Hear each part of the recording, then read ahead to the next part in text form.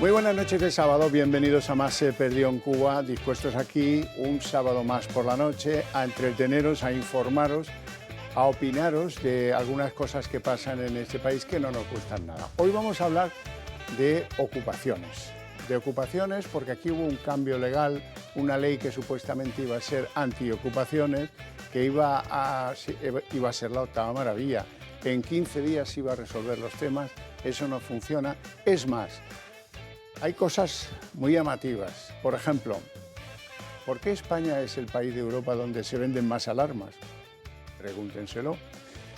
Segundo, ¿por qué les ha dado por la gente mayor para ocupar las casas de gente mayor? Pues porque, cuando salen a la calle, pues no se enteran de quién está observando, ¿verdad? Y aprovechan que se van unos días de vacaciones o que se los lleva a la ambulancia o lo que sea, y ahí cuando vuelven han cambiado la cerradura y vive dentro, vete a saber quién, pero muchos.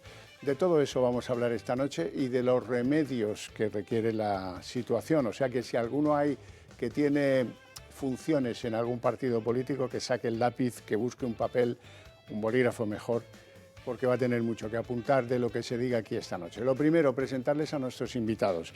En primer lugar, don Javier Borrego, muy buenas noches. Muy buenas noches. Don Javier Borrego fue magistrado, juez de la Sala Tercera del Tribunal Supremo, fue juez en el Tribunal Europeo de Derechos Humanos, es abogado del Estado y ejerce profesionalmente su labor en Durán y Durán Abogados. Bueno, usted tiene alguna aportación hoy que nos va a ser esencial, ya lo veremos. Ahora lo vamos a ver enseguida. Don Mario Garcés, muy buenas noches. Muy buenas noches. Don Mario es una de esas personas difíciles de presentar y de encasillar, porque ha sido político, ha sido portavoz adjunto del Grupo Popular en el Congreso, ha sido alto cargo de diferentes administraciones públicas, es inspector de Hacienda y tantas las cosas, y además de todo eso, es un intelectual como la copa un pino, que escribe novelas, que participa en películas, en proyectos cinematográficos. Pero sobre todo me gusta ser libre de verdad. Ser libre y de opinar, verdad. Lo cual tiene un coste enorme. Pues sí, se paga caro eso en estos tiempos, pero vale la pena. Yo por lo menos sí. Desde luego que sí. Don Ricardo Bravo, muy buenas noches. Buenas noches, ¿cómo está? Usted se estrena en esta casa. Bueno, en esta casa no, porque yo lo he visto alguna vez en otros programas, en este no. Es portavoz de la plataforma de afectados por la ocupación. Qué buena falta les hace tener voz. Desde luego, yo lo agradecemos. Nada, hombre, es nuestro deber, que decía aquel.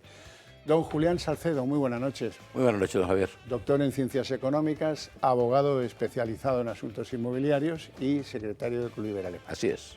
Bueno, pues hechas las presentaciones, lo primero quiero que vean que este es un fenómeno que a veces se asocia, no digo siempre, a veces se asocia con otros.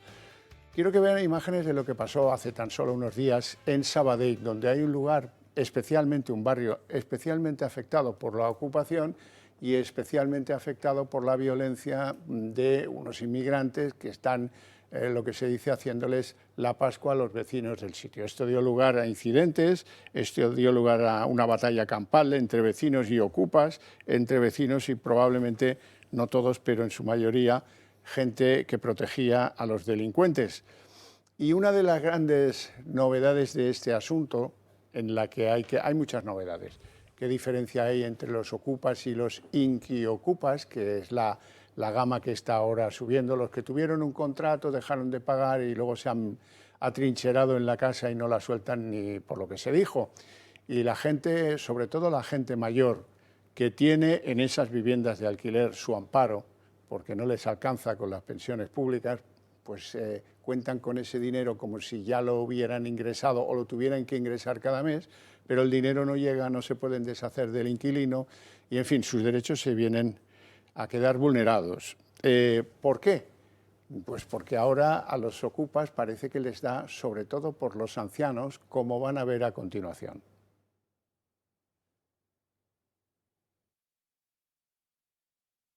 La ocupación en España continúa siendo un azote social. En 2024 hubo 16.426 denuncias, según el Ministerio del Interior, un aumento del 7,4% comparado con el año anterior. En los primeros meses de este 2025, el Consejo General del Poder Judicial muestra un repunte superior al 5%.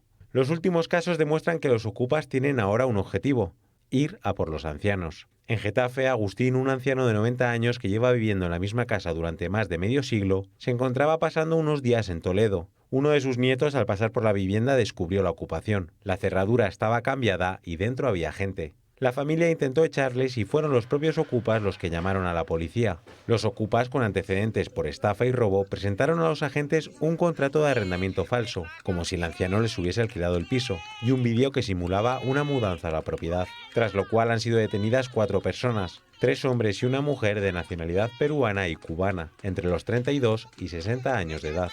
Se les acusa de allanamiento de morada y falsificación documental. 2 ocupas que estaban en la casa, que no han sido detenidos, se han trasladado al piso contiguo.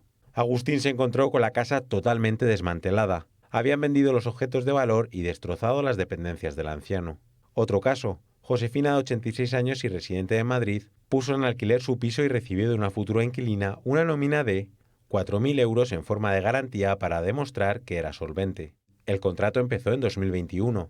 Pero la anciana cuenta a Telemadrid cómo la inquilina lleva 2 años sin pagar. Josefina tiene una pensión de 800 euros y tiene que afrontar todos los gastos de la casa. Afirma que le deben 30.000 euros. Los inquiocupas han declarado personas vulnerables, pero tienen otra vivienda en Segovia, afirma Josefina, que espera a que se celebre un nuevo juicio.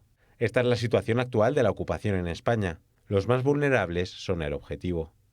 Ricardo Bravo, esto es una nueva moda, ¿no? Afecta ahora más a los ancianos. Bueno, en realidad la inquiocupación comienza con la aprobación del decreto antidesahucios, que se publicó el 31 de marzo del año 2020 y con una buena intención de intentar ayudar a aquellos que más lo necesitaban en una época pandémica, donde se cerraron comercios, se perdieron puestos de trabajo y demás. Si bien es verdad que se ha ampliado hasta el 31 de diciembre de 2025, es decir, la situación ha cambiado. Y lo que hemos visto es que muchísimas familias o personas han forzado vulnerabilidades, porque aquí se relaciona vulnerabilidad con ocupación, para dejar de asumir sus responsabilidades en el pago del alquiler. Y ahí es cuando empieza la inquiocupación, porque están protegidos por ley y por eso permanecen durante tantos años dentro de la casa. Es un real decreto. ¿Qué pasa? Que cuando vemos el mercado del alquiler, lo que estamos viendo es que el 93% de las familias que ponen casas para el mercado del alquiler son tenedores de una sola vivienda, el 93%, y la mitad de ellos son personas que pertenecen a la tercera edad. Por eso nos encontramos mucha más casuística, porque la inquiocupación está afectando concretamente a este sector. Julián Salcedo. Pues sí, todos los datos que acaba de decir nuestro compañero Ricardo son completamente ciertos, ¿no? Yo querría añadir 3 cosas, ¿no? La primera, siempre él lo ha hecho ya al distinguir entre ocupación con K y inquiocupación, en que esa ocupación con K es sin título, por tanto es alguien que entra en una vivienda, luego veremos si llega el caso lo que es allanamiento, usurpación, etcétera, pero es sin título que habilite para la entrada en la vivienda, en el inmueble, ¿no? Y por tanto eso es un delito, o sea, no hay que darle más vueltas. Desde el punto de vista del Código Penal es un delito y como tal debe ser tratado y debe ser considerado por toda la sociedad, ¿no? Porque lo fácil es sentirse cercano al que empático con el que tiene el problema. Claro, fíjate, tiene 2 hijos pequeños, no encuentra una casa, no puede pagar. Sí, pero está cometiendo un delito y como tal hay que considerarlo. Segundo, es la demostración de un incumplimiento de funciones, de una incapacidad de las administraciones públicas para dar solución a un problema que compete a ellas, no nos compete a los privados, ¿no? A mí me puedes verme obligado a hacerlo con un familiar o con un amigo. Oye, pues tengo que encontrar una solución. Pero a quien compete dar una solución a todas estas personas, ya sea en situación de vulnerabilidad, en exclusión social o simplemente que no tengan una solución habitacional, es a las administraciones públicas. Y luego, por tanto, incumplimiento y incapacidad.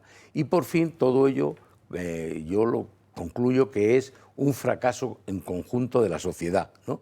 Porque es que al final, estaba diciendo perfectamente, afecta en un 93% a personas que son propietarias de una sola vivienda, por tanto, si le quitas ese recurso, se vuelven tan o más vulnerables que aquel al que se dice estar protegiendo, ¿no? Luego también, no por casualidad, afecta cada vez más al colectivo de personas mayores, que son los que menos capacidad de defensa tienen, tanto económica como otras. Son muchísimo más vulnerables, por lo menos desde el punto de vista social, ¿no? Y finalmente, pues es que nos afecta a todos, porque el que no se respete la propiedad privada o el que no se respete el cumplimiento de los contratos, pues es un fracaso colectivo, ¿no? Don Javier Borrego, esto convendría hacer una reforma, pero desde los pilares de la Constitución, ¿no? No, yo creo que no. Yo, con todos mis respetos, yo esto no veo ningún problema de la sociedad o que no. Yo esto es una vez más, cuando hay un problema, este gobierno, con nombre y apellidos, su solución es crear otro más grande. No tenemos suficiente población en España porque baja la natalidad. Solución. No es facilitar la natalidad, aumentar la posibilidad de acceso a la vivienda. No, no. La solución, abrir la puerta y que entren inmigrantes, legalizarlos, regularizar los ilegales, lo que haga falta, y llegar a un 30 y tantos % de población inmigrante en alguna región. O sea, ¿hay un problema? Creo otro. ¿Hay problemas con la vivienda? Pues creo otro. Entonces, vamos a ver, la Constitución dice en su artículo 33.1 que se reconoce el derecho a la propiedad privada y a la herencia. Dice que la función social, etc. Desde la Declaración de los Derechos del Hombre y del Ciudadano de 1789, en su artículo 17, la propiedad se define como un derecho sagrado e inviolable. Ahora resulta que hay personas que no tienen vivienda y que tienen necesidad de vivienda. Oiga, facilite usted el acceso a la vivienda, cree usted viviendas sociales, aumente las posibilidades urbanísticas de creación de vivienda. ¿Dónde están las 100.000 viviendas que se iban a crear? En ningún sitio. Han hablado los compañeros del Real Decreto Ley de 2020. Es la mayor de las hipocresías. En la exposición de motivos reconoce que el 85% de las viviendas arrendadas en España son de pequeños propietarios de una vivienda arrendada que complementan la pensión. Sin embargo, están vendiendo los grandes tenedores de vivienda, los fondos de inversión. Oiga, ¿hay un problema en la vivienda? Soluciónelo, pero no afecte a mi derecho a la vivienda. Se ha ampliado hasta el 31 de diciembre de este año la suspensión de los desahucios. Van ampliándolo. Empezó por el COVID, porque el COVID afectaba. ¡Ay! La guerra de Ucrania también afectaba. Yo no sé si de verdad el 31 de diciembre lo van a dar por terminada esa suspensión o van a decir que como está Donald Trump en el gobierno norteamericano que hay que prorrogar esto. No, mire usted, enfréntese al problema y solucione el problema. No cree otros, porque está pasando que muchos extranjeros también están teniendo problemas. Y la imagen de hoy en el extranjero de nuestro país es catastrófica. Y luego es que ves cosas, lo que ha contado, es que encima han sacado recientemente la Ley Orgánica 1/2025, la famosa Ley de Eficiencia, pero que es una locura. Los procesos ágiles, rápidos. Usted sabe que ahora, ya que se ha hablado de los inquiocupas, para expulsar a uno que no paga la renta o que ha terminado su contrato, tienes que utilizar un MASC, un medio alternativo de solución de conflicto. Pero oiga, ¿usted es tonto? ¿Para qué demonios estoy yo pagando los impuestos? Para tener solución. Entonces yo tengo que ir ¿a qué? A una mediación. Vamos a ver, un señor que se le ha terminado el arrendamiento de la vivienda y que me la debe devolver porque la voy a vender, va a ir mi hijo, yo qué sé. No. Primero vaya usted a un MASC. Ah, vale, voy a una mediación. ¿Y qué le ofrezco? Ah, pues 2 años más gratis. Oiga, y es que además me debe 6 meses de alquiler. Pues perdóneselo. Pero oiga, ¿usted quién es para ponerme estas trabas al ejercicio de mi derecho? Mario Garcés. Lo decías muy bien. Desde hace 2 siglos y medio, el derecho de propiedad es un derecho intocable. Es un derecho absoluto dentro de las democracias liberales, dentro del Estado liberal. Y a partir de ahí, a lo largo de los siguientes años, sobre todo el primer siglo y sobre todo en el siglo XX, comienzan a irrumpir en las constituciones los derechos sociales. Y uno de esos derechos sociales es el derecho a la vivienda. Y se produce una colisión absolutamente absurda entre el concepto de derecho a la vivienda y el derecho de propiedad. El derecho de propiedad, como digo, es inalienable, es irrefutable, es medular. Si este vaso es mío, no me lo quita nadie. Si yo tengo una casa, no me la quita nadie, porque ha sido fruto o de mi esfuerzo o de una transmisión lucrativa por vía herencia también reconocida en la Constitución. Solamente hay un límite a la propiedad, que es el interés general, y evidentemente en el propio artículo 33 de la Constitución puede ser objeto la propiedad de expropiación en determinados casos, pero sujetándose, como digo, a determinados requisitos. ¿Qué es lo que ha estado ocurriendo? Pues que sobre la base de una especie de reconocimiento de un derecho social universal a la vivienda, ha habido personas que han interpretado ese derecho como una fórmula para poder ocupar la propiedad de otros. Con lo cual se han solapado dos conceptos completamente diferentes. El de derecho a la vivienda, que no significa usurpar la propiedad de un tercero, ni violenta ni no violentamente, y ahora vamos a hablar de eso, y la facilitación de un derecho a la vivienda que corresponde a la administración en casos de vulnerabilidad, siempre que se identifique correctamente lo que es la vulnerabilidad, porque se está jugando sistemáticamente con que en este país todo el mundo es vulnerable. Y yo he sido secretario de Estado de Servicios Sociales, y en este país no todo el mundo es vulnerable, porque el que no ejerce el mérito y la capacidad no es vulnerable, es un jeta. Y a partir de ahí podemos tener jetas de procedencia extranjera y jetas nacionales, que aquí hay jetas ocupas de todo tipo y Ricardo los ha conocido, y sobre todo en el sur de la Comunidad de Madrid tenemos experiencias que me acuerdo que me contaba Ricardo en su momento cuando yo era diputado, que eran realmente lacerantes.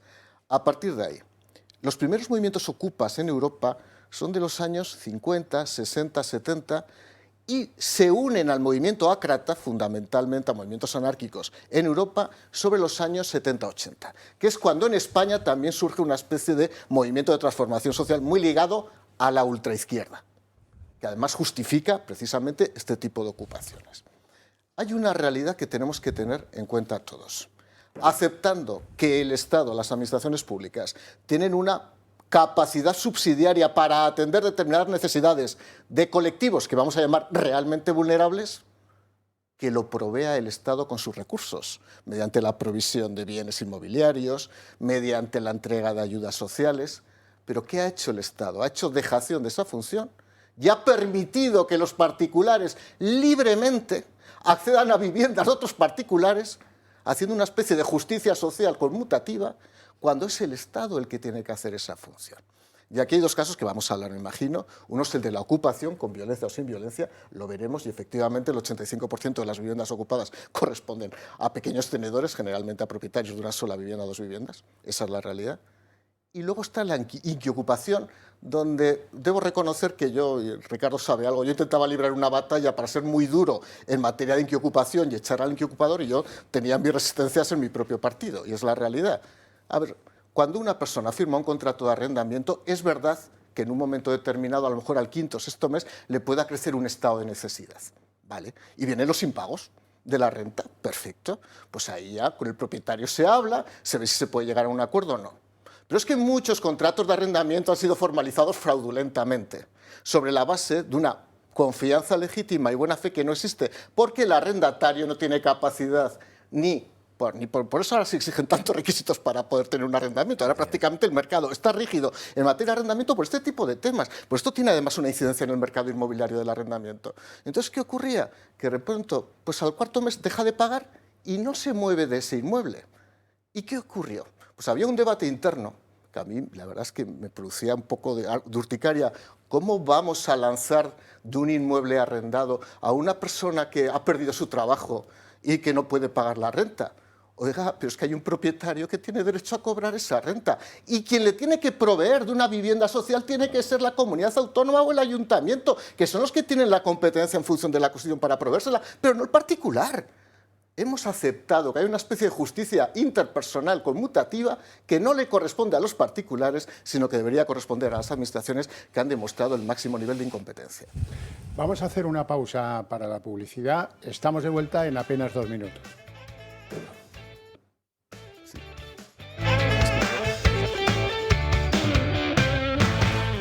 Yo tengo mucho interés en que conozcáis ejemplos. Por ejemplo, una anciana en Rincón de Beniscornia, en Murcia. Vamos a ver las imágenes y yo os cuento. Es una señora mayor, la que aparece ahí en el vídeo, a la que le ocuparon su casa en este lugar, en Rincón de Beniscornia. Sus vecinos acudieron en su ayuda, pero cuando llegó la policía, pues le dijeron que no podían hacer nada porque habían entrado con llave. Habían cambiado previamente el bombín, la cerradura, y pagando 1.000 euros a uno de los delincuentes que se dedican a eso. O sea, que hay bandas organizadas que te proveen del material que tienes que ocupar. Y, por supuesto, habían esparcido porquería por la casa, como si llevasen dentro más tiempo del que ya llevaban de más. Bueno, bravo. Esto es lo común. Sí. Sí, la verdad es que dejamos siempre de lado una parte muy importante de la ocupación y es las bandas organizadas que se dedican a facilitar estos activos que ellos consideran ocupables. Sobre todo en los casos de usurpaciones de vivienda vacía de los grandes tenedores, bancos y fondos de inversión, tenemos unas redes que están muy organizadas desde solicitar la información al registro de la propiedad para ver que pertenecen a grandes tenedores porque tiene ventajas según la ley de vivienda, les obligan a negociar, incluso pueden conseguir un alquiler social y a partir de tener esta información lo que tiene es una red clientelar que lo que hacen es ofrecer en base a las características de la vivienda y dónde está localizada, pues por un precio. Y luego posteriormente, pues si requieren un servicio de enganche a luz, gas o cualquier otro servicio, todo eso va aparte. Pero eso está organizado, sabemos que existen las mafias ocupas y a día de hoy nadie se ha atrevido a incluir en ninguna ley ni en ninguna reforma este concepto. Incluso las hay digitales, mafias digitales, que a través de las redes, pues también... Sí. Todas las redes sociales tienen determinados perfiles que lo que hacen es ofrecer distintas viviendas con un contacto que se establece a través de la red, pero que no llegas a saber exactamente quién es al final. Pero sí, está al alcance de cualquier persona poder acceder a estos servicios para poder ocupar. Don Julián Salcedo, una infamia. Bueno, voy a reiterar lo que decía en la primera intervención, ¿verdad? Y es que el código, ambos son delitos, cualquiera de las dos situaciones son delictivas, porque el Código Penal distingue esas dos situaciones, la del allanamiento de morada, que realmente va mucho más allá de la simple entrada en una vivienda y ocupación de la vivienda, porque supone un delito contra la intimidad, no solamente la propiedad privada, sino el derecho a la intimidad y el derecho a la propia vida en familia, ¿no? Es un delito y lo castiga, lo sanciona el Código Penal, es verdad que con una modulación diferente a lo que lo hace en el caso de la usurpación, que realmente también es un delito, pero en un inmueble, en un domicilio que no constituye la morada de sus habitantes. Por tanto, ahí parece que no estaría tan en peligro ese derecho a la intimidad, etcétera, y a la vida de la familia. Pero ambos son delito y como tal hay que tratarlo. Lo que no se puede es posibilitar uno mejor que otro, esto que acabamos de decir. Bueno, claro, pero es que la usurpación normalmente corresponde a viviendas propiedad de determinados colectivos, bancos, desocupados o grandes tenedores. Si es igual, está cometiéndose un delito. Efectivamente, el Código Penal lo contempla, lo sanciona con una pena diferente, pero no deja de serlo. Y sobre todo, tanto uno como otro, lo que no puede ser es una vía abierta para las mafias, esto que estamos viendo, ¿no? Pero ¿qué es esto de que alguien llegue, pegue una patada a la puerta o utilice otro método más sofisticado, como una llavecita o una ganzúa o lo que fuera, entre en mi vivienda? No sé lo que va a hacer, puede quedarse, pero a lo mejor solamente entra a robar, y por tanto a mí se me tiene que proteger no solamente mi propiedad, en la vivienda como tal, sino también todo lo que hay dentro. Son mis pertenencias, son mías, tienen un valor y por tanto... Pero las consecuencias son dos. Lo primero, no funciona. Lo segundo, quiero decir que aunque se denuncie, la efectividad es muy reducida, porque salvo el caso de flagrante delito, que tampoco se cumple siempre, porque efectivamente esa modificación que ha aludido el profesor Borrego, el magistrado, en donde efectivamente se considera un delito de los delitos leves y por tanto en caso de flagrante delito debe de ser inmediatamente desalojado de la vivienda, pues tampoco se cumple porque se utilizan mil artimañas. Eso hemos visto en el vídeo, un contrato falso. Bueno, es que todo eso sería todavía un agravante mayor, porque una cosa es que estés simulando no sé qué, pero si encima aportas un documento de forma fraudulenta, pues debería ser todavía un agravante. O eso que decimos tantas veces, se dice un ticket de una pizza, ¿no?, que has pedido y tal. Esto no puede ser, no tiene ningún sentido. En la mayor parte de los países de nuestro entorno, lo conocen muy bien Ricardo Bravo, esto no ocurre. En 24 o 48 horas a lo máximo, automáticamente es desalojado la vivienda. Porque la clave en todo este tipo de cosas, además del daño que se hace, económico, anímicos, lo que tú quieras, hay otro. Y es que el daño que se produce es la imposibilidad de recuperar la posesión de la vivienda. Porque independientemente del daño que te haya causado, lo vas a reclamar en una vía, la civil, la penal, lo que fuera, conseguirás, la mayor parte de ellos son absolutamente insolventes, por tanto no vas a recuperar nunca el daño que han producido, pero como mínimo voy a recuperar la posesión de mi vivienda, para lo que quiera, para ponerla otra vez en el mercado, para ocuparla lo que fuera, ¿no? O sea, don Javier Borrego, ¿está más protegido la propiedad de un automóvil que la propiedad de un bien inmueble en nuestras leyes? Hasta ahora sí, pero no se fíe, porque cuando entren a ocupar automóviles. Es que aquí el problema es que le voy a contar un detalle que es muy expresivo.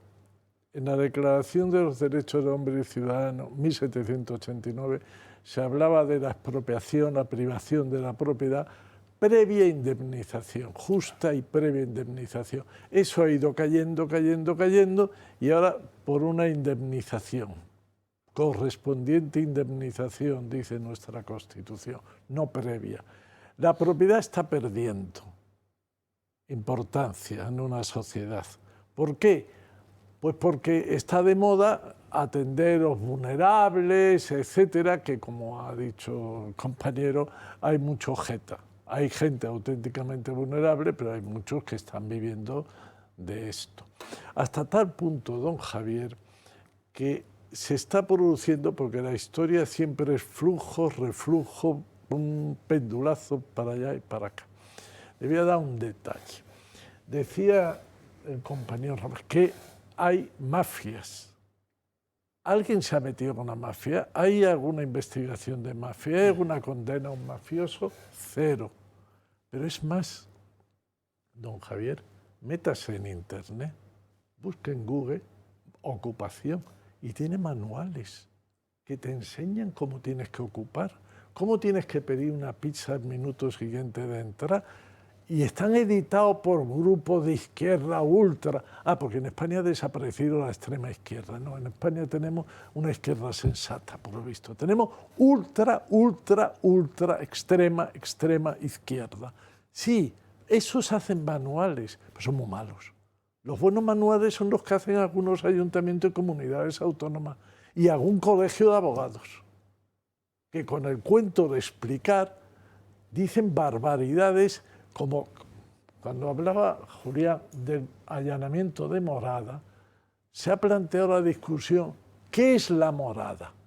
¿La vivienda que uno está habitando o la segunda residencia? Bueno, pues yo no quiero darle nombres, pero he visto manuales de entidades oficiales sobre la ocupación, que son auténticos manuales para el ejercicio de la ocupación con K, que dicen que la segunda residencia no es morada. Cojan la jurisprudencia del Tribunal Supremo, que declara que la segunda residencia es morada. Claro, si empieza eso, pues llegamos a un juzgado que dice, bueno, pues no es tal. Y en el fondo, esta es una batalla que no se gana solamente con un cambio legislativo.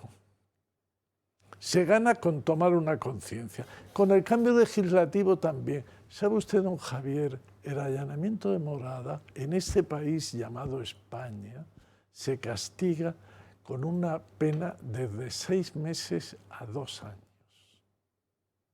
Morada, entiéndese, vivienda habitual y segunda residencia. Que también cuando oye usted la propaganda de los que se han hablado de todas las alarmas tan instaladas en España, que como dice, vendemos más que nadie, es que me voy de vacaciones y dejo mi residencia segunda mucho tiempo. Está protegida por la ley, es una morada a efectos legales, pero no se dice. ¿Sabe usted la pena máxima 2 años? ¿Sabe usted en Italia, que lo acaba de hacer el gobierno italiano? 7. O sea, más del triple. Mire usted, ¿por qué la propiedad en Italia es protegida y en España no? Explíquemelo porque no lo termino de entender. Entonces, esto no es solamente, es mi opinión, don Javier, un problema de cambio legislativo, aumento de las penas comunitarias, etcétera. No, es un problema de decir socialmente, ya está bien de ser imbéciles. Por eso hacemos este programa. Ya está bien de ser imbéciles, que la propiedad es un derecho sagrado, inviolable, y que hay que atender a los vulnerables, auténticos vulnerables, el Estado, con mis impuestos, que para eso les pago, no yo, con mi vivienda. Ni esa señora ni la otra. Entonces, o vamos cambiando la filosofía o nos encontramos sentencias que dicen, no, hay una prórroga hasta 5 años porque es que hay una equivocación. ¿Pero esto qué es? ¿Esto es un Estado de Derecho? ¿Es o estamos en un Estado de Derecho? Que no es lo mismo, es que está. Mario Garcés. Lo decía don Javier, pueden hacer la prueba todos los que nos están viendo. Pongan ahora mismo en Google ocupación, las 2 primeras páginas son manuales, instrucciones, tratados sobre cómo ocupar una vivienda en España. Impunemente uno puede consultar páginas ahora mismo libremente sobre cuáles son las prácticas y te guían de una manera absolutamente no tentativa, sino realmente rígida, te parametrizan cuáles son los pasos para poder ocupar una vivienda. Yo nací en el año 67, con lo cual ya desvelo mi edad y ya está. A pesar de... Si en los años 70, 80, sobre todo en los 70, alguien ocupara una casa en Jaca, bueno, yo digo Jaca porque soy de Jaca, pero en Getafe, en Madrid, en Barcelona, en Granollers. Al pilón. O al pilón directamente, pero es que la policía iba directamente y lo sacaba del cuello. ¿Qué ha pasado en 40 años en la sociedad española? Que efectivamente, Javier, no es la sociedad. Son unas instituciones que se han puesto al servicio de unos partidos políticos que han aceptado que el derecho a la propiedad es un derecho maleable y es un derecho sumiso a la voluntad de una serie de personas que, sin ningún mérito y sin ninguna capacidad, porque insisto, hay mucho no vulnerable en todos estos procesos, y ahora lo voy a explicar, pasan estas cosas. Yo recuerdo cuando estudiaba en la Facultad de Derecho, las ocupaciones en Zaragoza, las ocupaciones que había eran las de Marina Leda. Me acuerdo a Gordillo con la Palestina, o sea, era realmente ese fenómeno romántico, el romanticismo de la ocupación agrarista en Andalucía, ¿no? Luego llegó el Patio Maravillas en Madrid, o el Patio Maravillas. Yo conozco a gente que ocupó el Patio Maravillas que ahora tienen chalés en La Moraleja. Esta es la realidad. Aquel movimiento romántico, que era una especie de transformación cultural y social, no era en verdad eso, porque eso ha evolucionado. Porque hasta se podría analizar en términos románticos, que yo nunca lo aceptaría, pero lo podría analizar. Ahora se ha convertido en una especie de derecho prenatural. Cualquier persona puede ocupar una vivienda, con lo cual nos encontramos desde emigrantes que llegan a España con la hoja de ruta. Ojo, que no hay problema para ocupar una vivienda. Además, no hay problema porque entres irregularmente. Lo que estamos viendo ahí, hace 40 años en España. Yo puedo entender que las sociedades evolucionen, pero lo que no puedo entender es que involucionen. Lo que no puedo entender es que lo que se ha reconocido durante 2 siglos como un avance, como una conquista, precisamente del ser humano, como un derecho inviolable, como es la propiedad privada, comienza a ceder progresivamente. Hablamos de otros países, Francia, Alemania, el Reino Unido, Italia. En las primeras 48 horas se puede desalojar sin necesidad de intervención de autoridad judicial, porque interviene directamente la policía. En algunos países, si pasan las 48 horas, ya te sometes a un procedimiento de prueba sobre posesión que tienes que ir a la Administración de Justicia. Aquí da igual. Aquí se acepta directamente que una vez que han invadido tu propiedad, se constituye una especie de derecho consolidado. Y esto tiene una fácil solución, y como desgraciadamente Aitor Esteban no nos va a escuchar. Si lo que propone el Partido Popular y Vox y el PP, lo votara el PNV en el Congreso, ya estaría resuelto el problema. ¿Dónde está el derecho de propiedad vasco? ¿No está debajo del árbol de Guernica? ¿Se ha perdido en algún momento? ¿Lo habéis perdido? ¿Dónde está vuestra capacidad para entender lo que era el derecho a la propiedad? El sentido íntimo del patrimonialismo vasco ha desaparecido. Si es que bastaría con que ellos lo hicieran. Los de Junts ya me da igual porque es la pura locura, ¿no? Y bueno, Ricardo ha hablado con muchos y ya sabes cómo se manejan cada uno. Pero el PNV, los propietarios vascos, los que tenían ese sentido tan íntimo y privativo de la propiedad como un derecho inalienable, votan en contra. Por lo tanto, señores del PNV, vayan espabilándose porque si no, van a tener al final un Endacari de Bildu. ¿Ves? En Cataluña eso está mejor, porque hay una señora en Ripoll que va diciendo lo que quiere y porque Junts, en ese sentido, sí comparte el derecho a la propiedad mucho más que, en este caso, el PNV. De hecho, hay un ayuntamiento, el de Sant Cugat del Vallès, que va a desempadronar a 4.000 ciudadanos que están empadronados allí porque dice, oiga, ustedes no han acreditado los derechos suficientes de alquiler o de propiedad como para empadronarse en una vivienda de esta población. Es decir que, bueno, esto tiene solución. Pero antes, don Mario Garcés se ha adelantado algo que yo sí les quería enseñar, cómo están estos derechos y, sobre todo, las penas para los que vulneran la sagrada propiedad privada de los inmuebles en los diferentes países. Vamos a empezar por Francia, porque es el que está más cerca, entre otras cosas. Bien, ¿qué pasa? Si el propietario en Francia da aviso a la policía, se le garantiza que dejan la vivienda libre en 48 horas. Hay una autorización inmediata de desalojo para la policía. Hay una pena de hasta 3 años de prisión y multas que pueden llegar hasta los 45.000 euros. Así va a ser difícil que haya mafias que faciliten ocupaciones. Y así va a ser difícil que la ocupación en Francia prospere como está pasando en España. Nos vamos a Alemania, si lo prefieren. Bueno, en Alemania ya saben que todo está mucho más, digamos, cuadriculado, ¿no? Pero bueno, desalojo en 24 horas. Oiga, en 24 horas, penas de 1 año de cárcel o 2 si se produce algún incidente violento. Y de ahí nos vamos al Reino Unido. Las políticas contra la ocupación en el Reino Unido. La policía puede entrar en la vivienda sin autorización judicial. Las penas son de hasta 51 semanas de cárcel y las multas pueden llegar a 5.700 euros. Antes don Javier Borrego hacía mención a Italia. Vamos a ver cómo está la cosa en Italia. Las políticas contra la ocupación en Italia. A la denuncia se procede a un juicio rápido. Y en Italia lo de juicio rápido significa unos pocos días. Las penas son hasta de 2 años de cárcel. 3, ¿no? ¿Eran? No, perdón, 7. ha sido cambiado por la ley de 2 de junio. ¿Y ahora son? De 2 años mínimo a 7 años. De 2 a 7. Mira, más a mi favor. Es que y las está multas recientemente modificada. Y las multas también deben haber subido en esta modificación. Aquí yo hablaba de 1.032 euros y ahora deben ser incluso mayores. En cualquier caso, pues llegaremos a ser la rara avis de Europa, donde pues, ocupar es fácil y no pasa nada. Eso es lo que algunos parece que desean, ¿no? No sé. Es que, perdón, don Javier, a mí me interesa y me importa mucho la concepción que se ha mencionado por todos los intervinientes, como que esto es que tenemos que atender, es un problema. El primer problema es que se está afectando un derecho que es la propiedad. Y ese derecho hay que protegerlo y garantizarlo porque es una obligación constitucional. Y una vez que eso estemos tranquilos, que se garantiza, podemos entrar en todas las otras cosas. Pero es que entramos con complejo. Cuando hicimos la Constitución, en nuestro artículo 33 metimos el reconocimiento de la propiedad privada en la herencia. Pero luego, al establecer recurso de amparo en el artículo 52, empezamos con el complejito y lo hemos excluido del derecho de propiedad. Sin embargo, hemos firmado y ratificado el Convenio Europeo de Derechos Humanos, cuyo protocolo adicional, que también pasó algo parecido.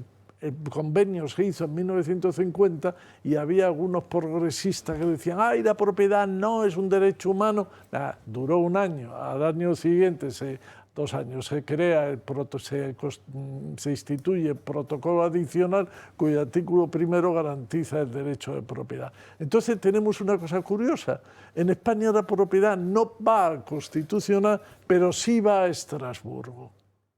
Y claro, si va a Estrasburgo podemos discutir entonces la visión que usted ha mencionado de la protección de la propiedad en el entorno europeo, los países próximos. 3, 4, 7 años de prisión y nosotros 2 añitos. 2 añitos y con complejo de no subir mucho porque es malo. Ya me gustaría saber cuántas condenas hubo en un año en España.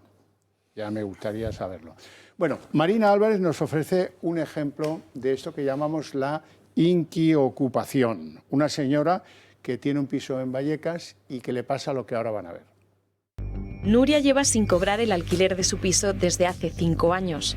450 euros al mes que desde 2020 no ve en su cuenta, mientras ella ha tenido que hacerse cargo de la hipoteca. El inmueble, situado en el barrio madrileño de Vallecas, era de su exmarido. Esta vivienda era de mi exmarido y al tiempo de divorciarnos él dejó de pagar la pensión y dejó de pagar la hipoteca de este piso. Y me lo dieron como ayuda pues para mantener a mis hijos. La vivienda incluía a Araceli, una inquilina que pagaba de forma religiosa, pero que en 2020 empezó a darle problemas. Me lo dio todo el paquete. Se me asignó la hipoteca, se me asignó la inquilina, se estuvo pagando la mensualidad hasta la pandemia y en la pandemia dejó de pagar. Nuria lo intentó por las buenas y en 2021 se plantó en su propiedad a exigir lo que era suyo. La pareja de Araceli le impidió recuperar las llaves. Llamamos al telefonillo y de repente apareció su pareja. Yo hacía fuerza por pasar, él me empujó para atrás, que no me caí porque estaba mi hijo, y entonces cuando ya perdí el pie, él cerró la puerta y hasta ahí, ya no pude pasar más. Llamamos a la policía y yo hablando con los policías allí, ella desde la terraza diciéndome que me tenía que matar, que me tenía que matar. Tras idas y venidas a sedes judiciales, un tribunal puso fecha al primer lanzamiento. Fue en octubre de 2021. La mala suerte de que salió la norma esta de que no se podía desahuciar a las personas vulnerables, pero los servicios sociales nos declararon vulnerables a las 2. Porque yo tengo una escuela infantil, esa escuela infantil estaba cerrada. Después de la pandemia la escuela infantil no se ha recuperado. No fue hasta 3 años después cuando llegó la segunda oportunidad de recuperar su vivienda, pero el desahucio se volvió a paralizar por un ataque de ansiedad de la ocupa. Nuria nos cuenta, también perdió los nervios. A mí me dio un ataque de ansiedad, me tuvieron que llevar al servicio de urgencias, empezaron a medicarme desde entonces y sigo medicada porque no hay forma de dormir.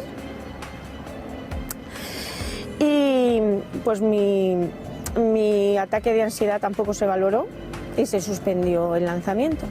Intentamos hablar con Araceli.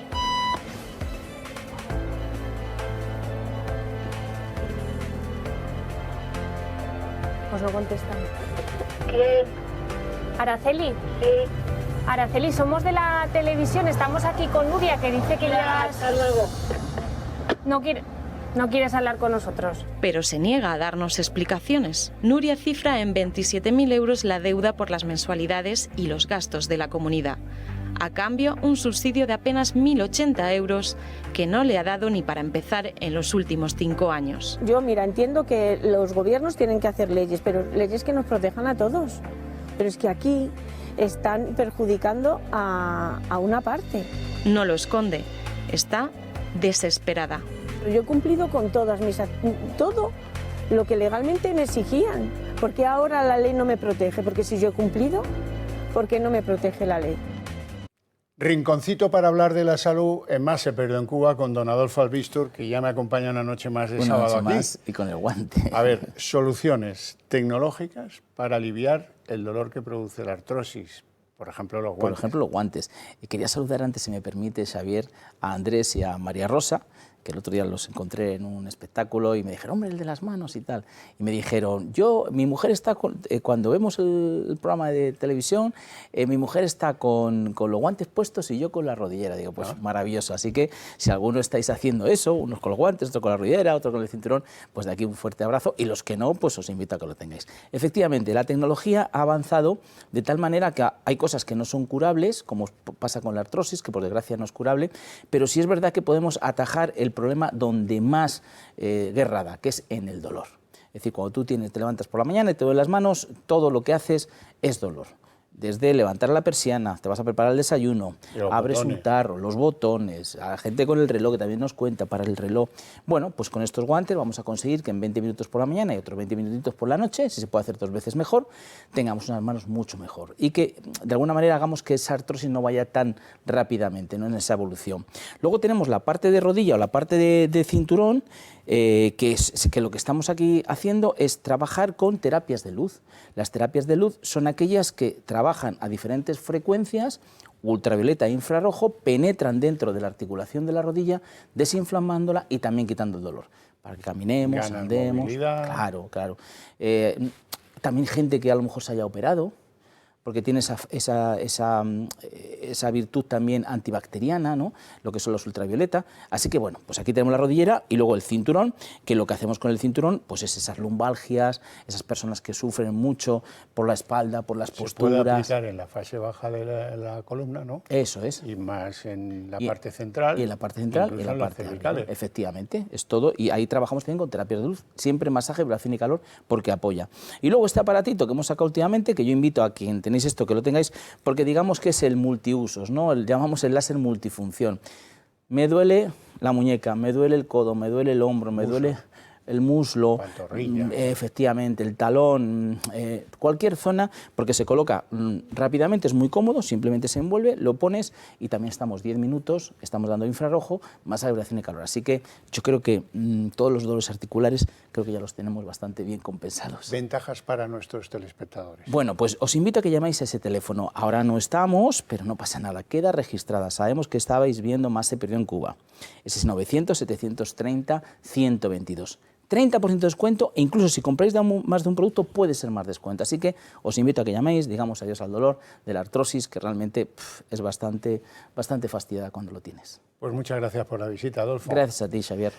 Nos vamos a publicidad.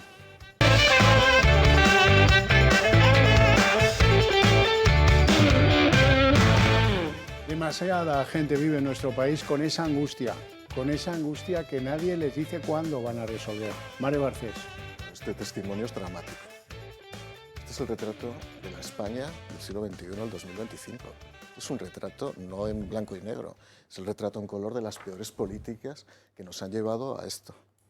Lo que está sufriendo esta señora nadie se lo va a reparar, porque por mucho que cobre después los 27.000 euros, son años de sufrimiento, son años donde no ha podido disponer de su propiedad, son años de dolor. Y todo se podía haber resuelto simplemente aplicando el sentido común a la hora de regular, a la hora de aprobar las leyes. No se está pidiendo que hagamos un gran esfuerzo, estamos pidiendo simplemente que se respete la propiedad de todo el mundo, ¿no?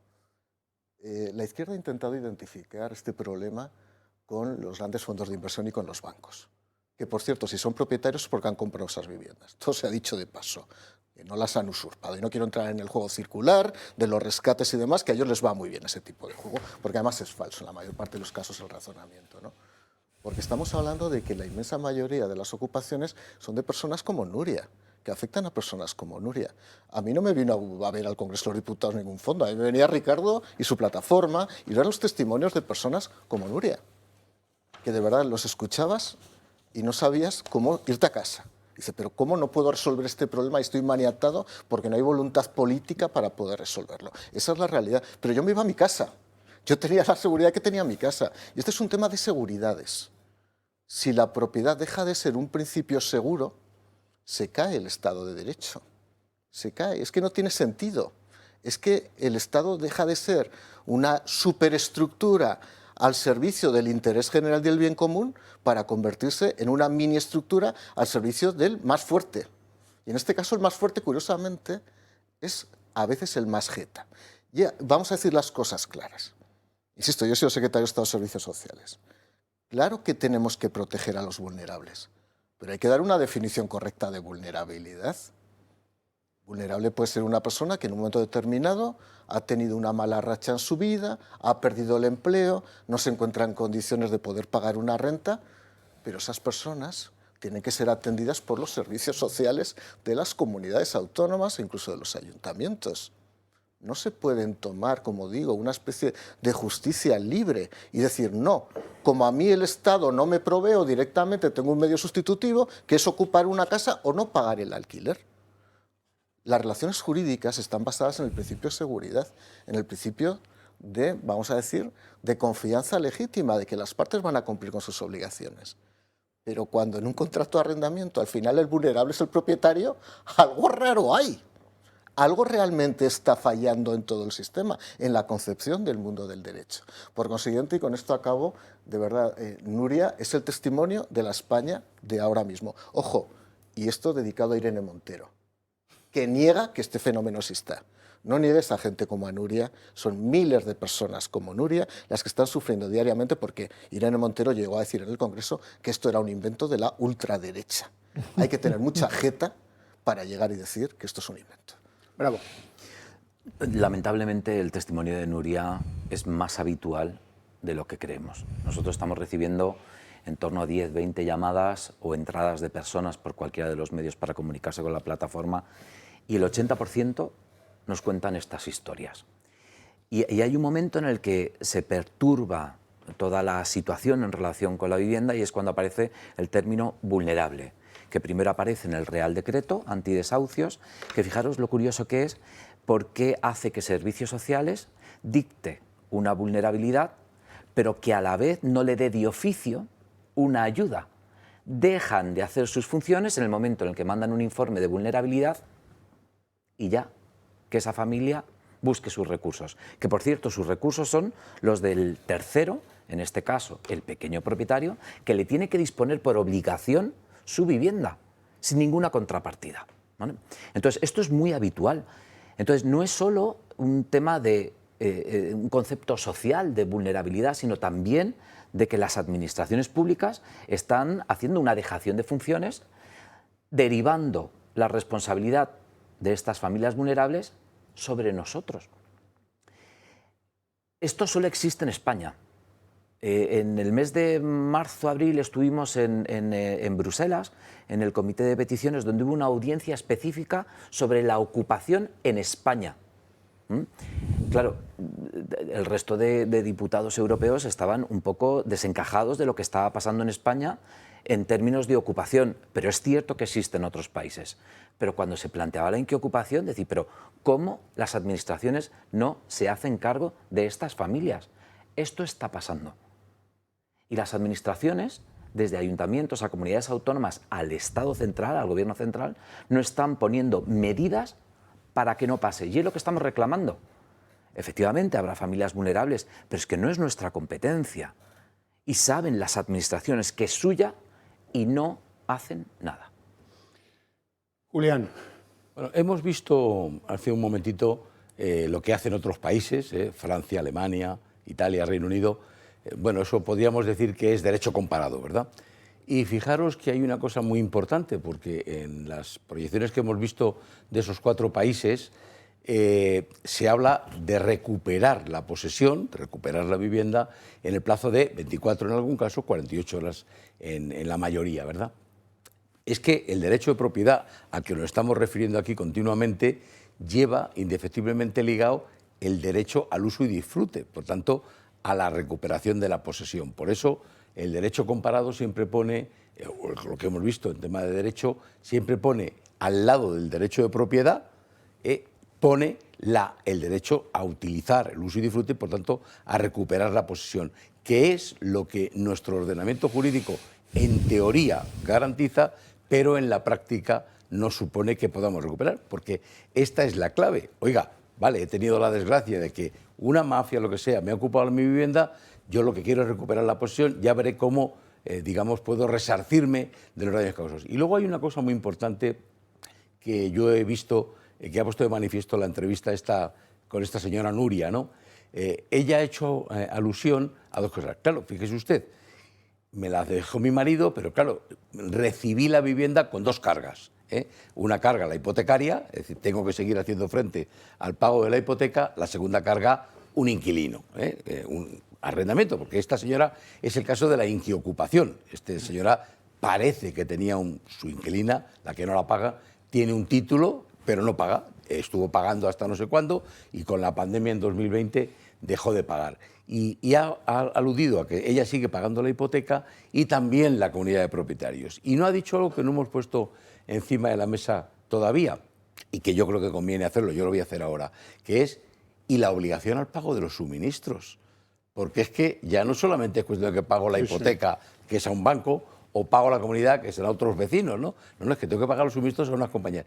Y fijaros que los que sabemos, cuando tú compras una vivienda nueva o ocupas una vivienda nueva y tienes que dar de alta el contrato de suministros, la luz, el agua, el gas, lo que fuera, no es tan fácil. Necesitas aportar una serie de documentación, empezando por la licencia de primera ocupación o la antigua cédula de habitabilidad o tal, y aportar otros documentos para que te contraten el suministro.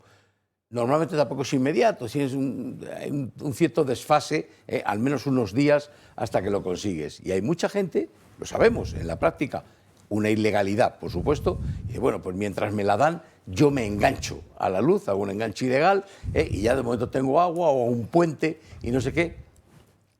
Tardas minutos en que lo detecta la compañía suministradora, te corta el suministro, o si dejas de pagar un suministro ya legalizado. No, pues en estos casos la legislación española permite no solamente que no le puedas cortar el suministro a aquel que está haciendo un uso ilegal de tu vivienda, sino que es que además tengas que seguir haciendo tú frente al pago de los suministros. Oiga, no digo que esta sea la solución, pero exímame por lo menos de esto. Es decir, si quieres seguir suministrándole energía, luz, agua, gas, no sé qué, que lo haga la compañía eléctrica, que al final lo vamos a pagar entre todos en los nuevos recibos de la luz, ¿no? Pero no me haga usted admitir también esa carga, porque es que entonces inquiocupar o ocupar una edad es que es un chollo. No pago renta, no pago no sé qué, no pago mantenimiento, no pago comunidad y además los suministros gratis. Por favor. Según datos del Ministerio del Interior, por lo tanto, dudosos. ¿Cuántas ocupaciones se dan en España? Pues les voy a poner un ejemplo. En el año 23, 15.289 ocupaciones. En el año 24, 16.426 ocupaciones. Subía un 7,4%. Bueno, en Cataluña, pues ya lo ven ahí. De todas esas se producen 7.009 ocupaciones, que no son pocas. Del año 25 no hay datos, no sé, tú, Bravo, si manejas datos del año 25. Se publican en enero de 2026, bueno, enero, febrero. Pues daremos tiempo, pero lo que es evidente es que el fenómeno va en ascenso en los últimos años. Si me lo permites, sí hay un dato oficial del Ministerio del Interior, 7.334 ocupaciones en el primer trimestre de 2025. Del 25. 7.300, que si fuera extrapolable por 4, pues nos llevaría a 28.000, cerca de 30.000, más que las que hubo en 2024. Y simplemente un dato relativo que es mucho más intuitivo. Este programa dura 2 horas. En el transcurso de este programa se van a ocupar 4 viviendas en España. Ese es el dato. Que la gente lo tenga presente. 4 viviendas en España durante las 2 horas que tiene lugar este programa. Si me permitís, yo quiero hacer un análisis de los datos, porque es verdad que se recogen unos datos de hechos conocidos, de delitos denunciados, pero la ocupación va mucho más allá. Nosotros nos encontramos por la experiencia práctica que el 30% de las personas que nos llaman deciden no denunciar en primera instancia, porque están viendo cuál es el recorrido jurídico, económico y personal y deciden buscar otras fórmulas para recuperar la posesión. Ahí nos encontramos desde mediaciones, que normalmente van previo pago, es decir, tienes que pagar una liberación de tu vivienda porque es la forma más rápida de recuperarla, o bien contratar una empresa de desocupación, que normalmente también suelen hacer mediaciones. Pero es que, por otro lado, nos encontramos que no están las inquiocupaciones en estos datos. Las inquiocupaciones, según el Gobierno, se siguen considerando como impagos, no ven delito, no lo ven asociado a un problema con el Real Decreto y, por lo tanto, no existen. Eso sí, preguntar a alguien que lo está sufriendo si ellos consideran que es un impago o una ocupación. Y, por último, hemos empezado con Sabadell. En Sabadell no estamos hablando de un conflicto del propietario con los que estaban ocupando. Estamos hablando de un barrio, es decir, de vecinos convivientes con estas mafias ocupas y que nos podemos encontrar en decenas de miles de afectados que no existen, que están invisibilizados y que no aparecen en ninguna estadística. Por lo tanto, este dato de 16.426 o 7.300 en el primer trimestre puede aumentar en términos reales como concepto de ocupación. Podemos estar hablando de 100.000, incluso más. O quién sabe. Don Javier Borregón. Felicitaciones, Ricardo. Gracias. Será el futuro alcalde de Barcelona. ¿Por qué? No, me lo tomo en serio. Es que ha habido una alcaldesa en Barcelona, por cierto, nefasta en su actuación, que llegó a la alcaldía gracias a una plataforma de afectados por la vivienda, que ahí está la prueba, el número de ocupaciones en Cataluña. ¿Se acuerdan?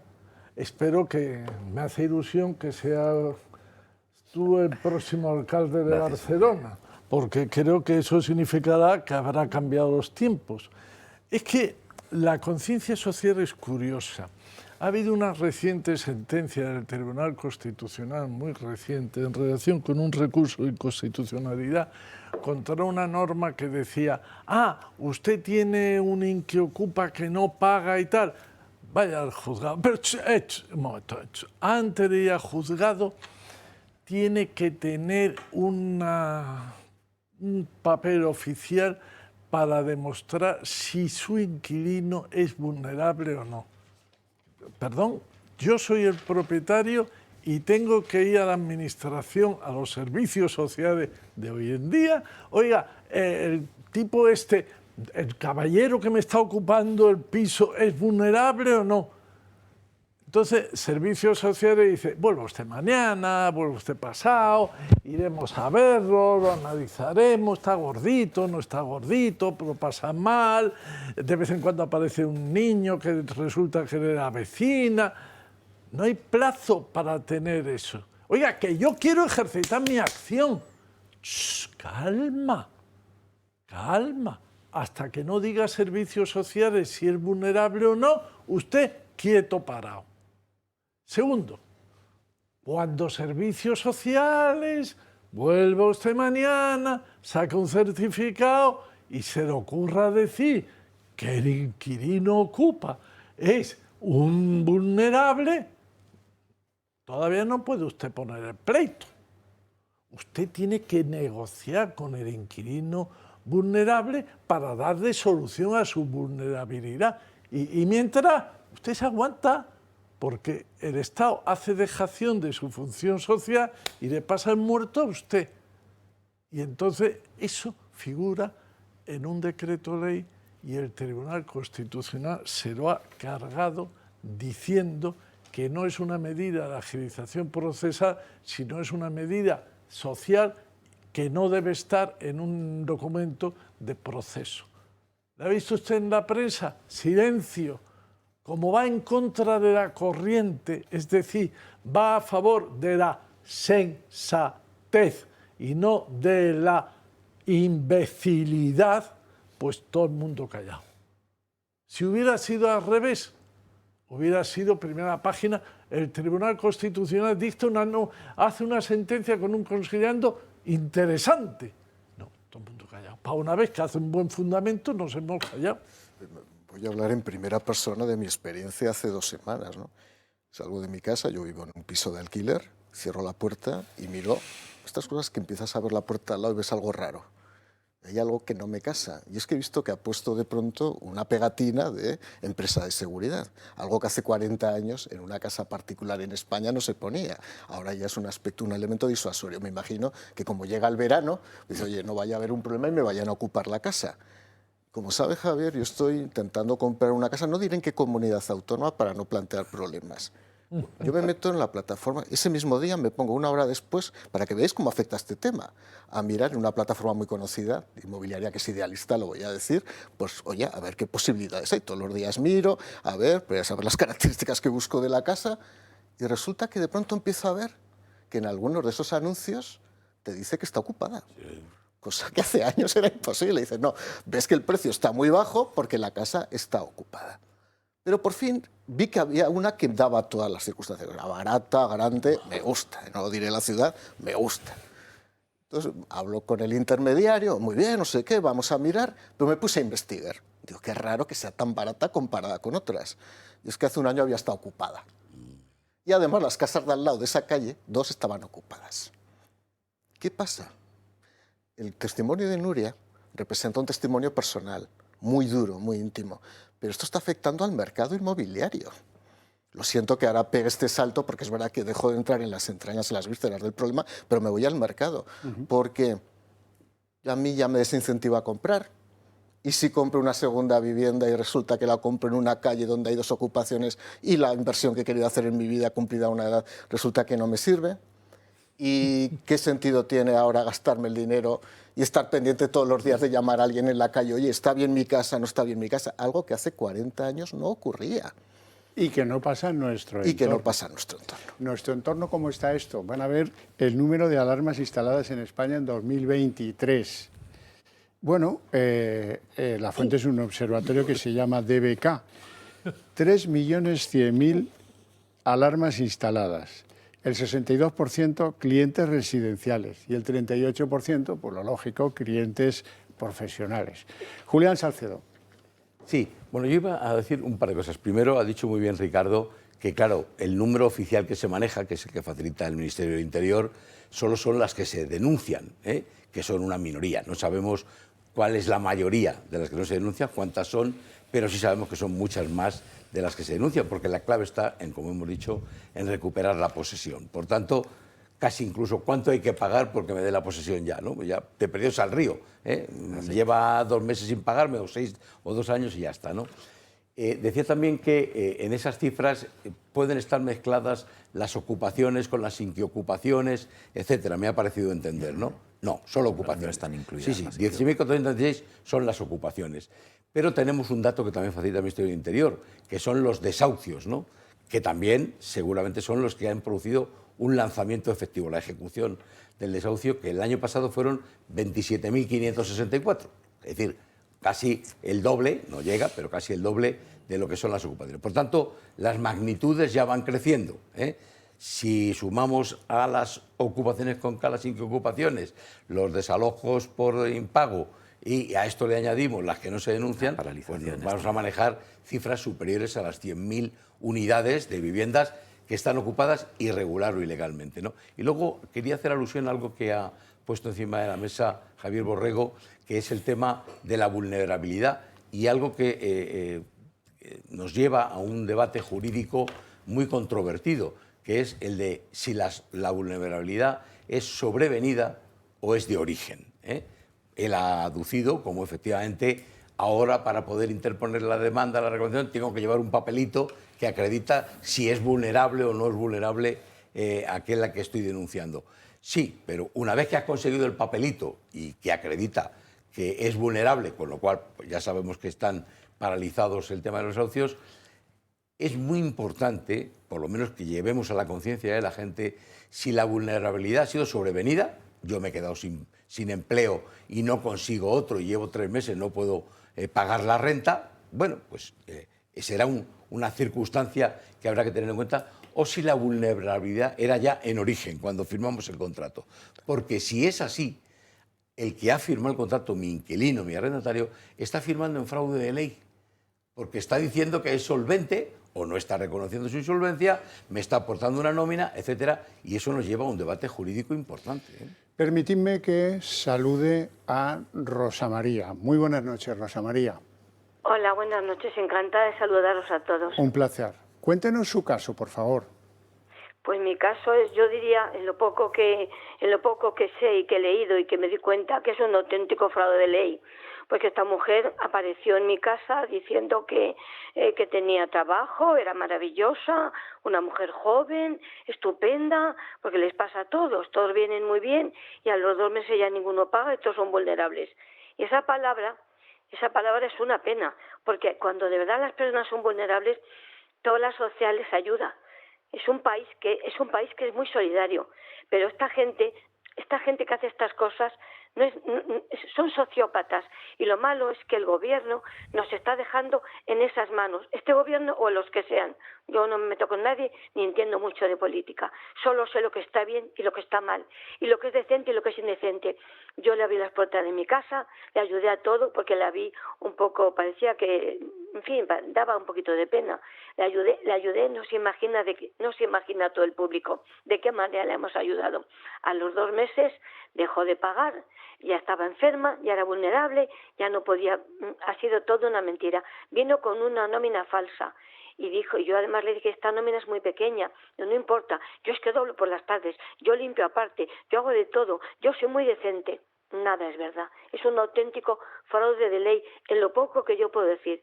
En España ha habido gente muy humilde, siempre, y nadie hemos robado las casas a nadie, como si fueran chupachups. Yo solo hace 5 años que compré esta casita, con los ahorros de toda mi vida. Y ahora estoy viviendo en una casa que me dejó mi madre, que tiene muchas escaleras, y yo apenas puedo andar porque tengo seccionados varios ganglios de la pierna, porque he tenido cáncer. Por eso alquilé 6 meses, porque me venía a Madrid a hacerme unas revisiones de cáncer, y también me ha dado un ataque al corazón del sufrimiento que tengo, porque esta mujer no quiere trabajar. Si ven en internet lo que ha sido, que no tengo por qué decirlo aquí en público, pero es una sociópata, no le interesa a nadie, solo quiere vivir sin trabajar. Dice que le está mermando su salud, esto, que le está mermando, robarme la casa, que le pague sus gastos, que el Estado le dé una paga, que Cáritas la lleve a comer todos los días. Vive como una reina, señores, con 45 años. Nos tiene la vida deshecha. Y yo pido a las instituciones que se hagan cargo de estas cosas. En fin, he recurrido a la justicia, y a ver, que yo no tengo por qué estar pidiéndole a un juez que quién tiene más derecho a esa casita que me he comprado con 70 años, con los ahorros de mi vida, y tengo que poner en cuestión si la casa es suya o mía. Una mujer que no quiere trabajar. Picheo. Dios mío, ¿qué es esto? ¿Dónde vamos a llegar? En fin, no les quiero marear. Les doy gracias por darme voz. Rosa, permítame que le haga algunas preguntas. ¿Cuánto le debe esta inquilina? Pues creo que unos 4.000 o 5.000 euros, es que no tengo aquí todo eso, pero creo que unos 4.000 euros, porque no ha pagado, pagó solo el primer y segundo mes y ya no pagó, y los servicios que le estamos pagando no ha pagado nada desde que llegó, no ha pagado nada. Le reclamamos, por favor, que tenemos nóminas muy pequeñas, cumple con tu obligación. Y nada, ni nos contesta ni quiere saber nada, no quiere saber nada de nada, solo quiere vivir a costa de los demás. Y Rosa, dígame, ¿qué acciones ha iniciado usted para recuperar la vivienda? ¿Qué ha hecho? Sí, bueno, estoy en manos de un abogado, se ha presentado pues la demanda, y entonces creo que tiene unos días para contestar, pero todavía no ha contestado, no sabemos nada. Ella salió el día en televisión diciendo que ya le hemos puesto una demanda, que para qué andamos con estas cosas, como si yo no tuviera derecho a contar en España, a contar a los españoles lo que pasa. Somos muchísimas personas así. En fin, uno se apiada de quien tiene que apiadarse. No es el caso. Y ya le digo, yo inicio acciones legales para que se marche, pero sin ninguna amenaza, ni nada. Solo he dicho, por favor, márchate, necesito mi casa. Pero no hace caso. Supongo, me han dicho que el juicio lo tengo el 25 de septiembre. Entonces no sé si es que tengo que estar en manos de la ley, para que la ley me diga si la casa es mía o si es de una sociópata que no quiere trabajar. Bueno, Rosa, lo primero, que su salud mejore. Lo segundo, que gane el juicio. Lo tercero, que pueda recuperar su casa en el mínimo tiempo posible. El sufrimiento ya no se lo vamos a poder quitar, eso está claro. Y yo le quiero agradecer mucho que haya querido usted atendernos, aunque sea por vía telefónica, y que podamos acercarnos al problema que usted sufre. Muchísimas gracias. Muchísimas gracias a todos ustedes. A usted, señores. Y mucha suerte, ánimo. Gracias, muchas gracias. ¿Qué os parece? A mí me parece que plantea la verdad, y es indignante esta circunstancia. El invento de la vulnerabilidad de los inquilinos, primero por el COVID y luego por la guerra de Ucrania. O sea, es que si yo le digo a doña Rosa, mire usted que su inquilina, que no quiere trabajar, no la puede usted echar por la guerra de Ucrania, doña Rosa va a pensar que estoy como una chota, que estoy loco perdido. No, es que eso lo ponen en las leyes españolas, en los decretos leyes. ¿Y quién es el responsable de esto? Los autores de esos decretos leyes. Esto es absolutamente inadmisible. ¿Qué es lo que hay que hacer? Lo que usted está haciendo, don Javier. Un más se perdió en Cuba dedicada a este tema. Y más tenemos y lo que haga hacer. falta. Y más tenemos que hacer para que la gente tome conciencia, porque a mí una cosa me está preocupando, don Javier, seriamente. Lo dije ya al principio, está trasluciendo la idea de que estos propietarios afectados por las ocupaciones son personas mayores frente a jóvenes ocupantes. No, esto no es un problema de viejos frente a jóvenes, esto es un problema de desgraciados frente a hijos de. ¿Vale? Aprovechateguis. Entonces, no es viejos y jóvenes. No, aprovechateguis y desgraciados que los tienen que sufrir. Y mientras, todos pagando los impuestos, ¿para qué? Si hay problemas, soluciónelo usted, no me los crea a los demás. Obviamente. Bravo. Con las leyes que hay hoy en España, alguien que tiene una adicción, que se droga, es una persona vulnerable. Mira, es más, te voy a poner un caso que hemos vivido en la plataforma. Sí. Un caso que hemos vivido en la plataforma en Madrid, en el distrito de Vicálvaro. Una persona que sufría de dependencia hacia distintas sustancias, está ocupando una vivienda, deja de pagarla. Nosotros vamos a reclamar al ayuntamiento, decirle es una responsabilidad de la Comunidad de Madrid o bien del ayuntamiento correspondiente, la concejalía o el ayuntamiento, y nos dicen que no pueden, que simplemente lo que pueden hacer es paralizar el desahucio y que se tiene que quedar dentro. Afortunadamente esta mujer se va a un tratamiento específico sobre sus adicciones y se prolonga su estancia durante más de un año. Fuimos a reclamar a los servicios sociales que por favor actualizaran esa situación, porque para que se paralice el desahucio tienen que estar viviendo en la vivienda y no lo hicieron. Tuvo que ser su señoría, la jueza de este caso, quien dictaminara que se produjera el lanzamiento porque no estaba viviendo en esa casa. Pero por supuesto era vulnerable, estaba apoyada por la Comunidad de Madrid con el tratamiento correspondiente y encima el ayuntamiento y los servicios sociales no quisieron modificar el informe de vulnerabilidad pese a que no estaba cumpliendo los requisitos. ¿De qué ayuntamiento es? Vicálvaro, Madrid. Nos vamos a ir a publicidad, volvemos en 2 minutos.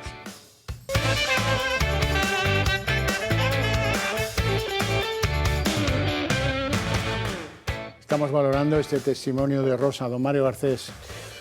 Tú sabes que intento ponerme también en el otro lado para comprender el fenómeno completo y vamos a intentar ponernos en el otro lado. Vamos a imaginar que vamos un día a Lavapiés y vemos que una señora de unos 80 años es desalojada de su casa porque no puede pagar la renta. Casos se han visto. Por ponernos en todos los casos.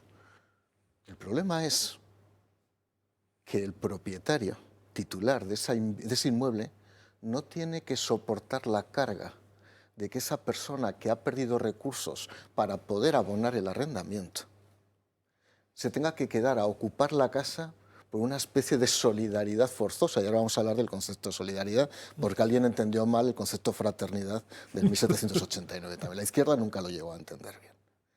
Entonces, ¿qué ocurre? Claro que duele ver a una persona de 70 años salir con 4 maletas, claro. Pero es que automáticamente servicios sociales de la comunidad tenía que estar dándole una vivienda. ¿Que es doloroso sacarla de la vivienda donde ha estado durante 20 años? Sí, pero si no la puede pagar no se puede hacer otra cosa.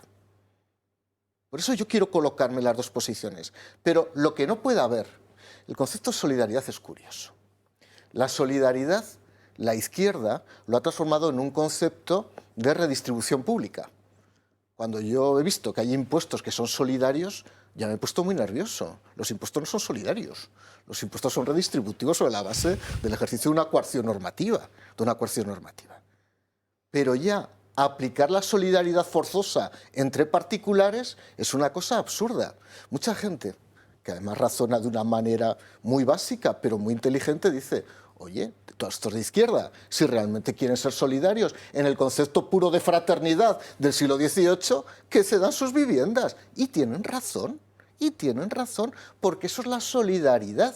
La solidaridad, en términos de lo que es el humanitarismo desde hace 2 siglos y medio, es que yo voluntariamente decido poner a disposición de otros lo que yo tengo, pero porque quiero hacerlo. No porque el otro disfrute de mis bienes coercitivamente o porque el Estado haga dejación de sus competencias para que otro tome mi propiedad. Por lo tanto, hay un mal concepto entendido de la fraternidad. Mucha gente decía, pues que les dejen el chalet de Galapagar. Claro, pero es que es tan básico que es verdad.